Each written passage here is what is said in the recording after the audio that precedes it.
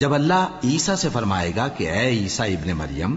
میرے ان احسانوں کو یاد کرو جو میں نے تم پر اور تمہاری والدہ پر کیے، جب میں نے روح القدس یعنی جبرائیل سے تمہاری مدد کی، تم گود میں اور جوان ہو کر بھی ایک ہی نسق پر لوگوں سے گفتگو کرتے تھے، اور جب میں نے تم کو کتاب اور دانائی اور تورات اور انجیل سکھائی، اور جب تم میرے حکم سے مٹی کے پرندے کی شکل بناتے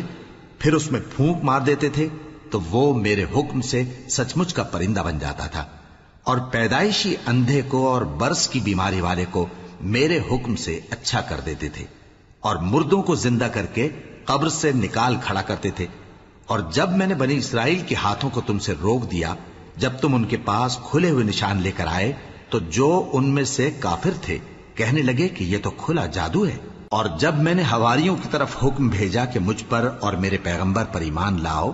وہ کہنے لگے کہ پروردگار، ہم ایمان لائے، تو شاہد رہی ہو کہ ہم فرما بردار ہیں۔ وہ قصہ بھی یاد کرو جب حواریوں نے کہا کہ اے عیسیٰ ابن مریم،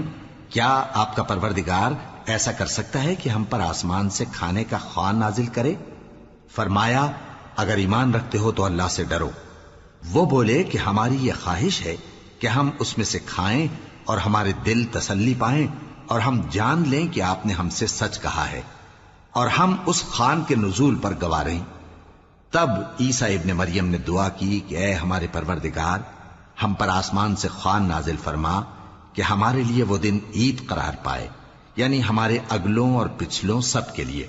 اور وہ تیری طرف سے نشانی ہو، اور ہمیں رزق دے،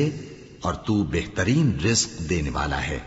اللہ نے فرمایا، میں تم پر ضرور خوان نازل فرماؤں گا، مگر جو اس کے بعد تم میں سے کفر کرے گا اسے ایسا عذاب دوں گا کہ اہل عالم میں کسی کو ایسا عذاب نہ دوں گا۔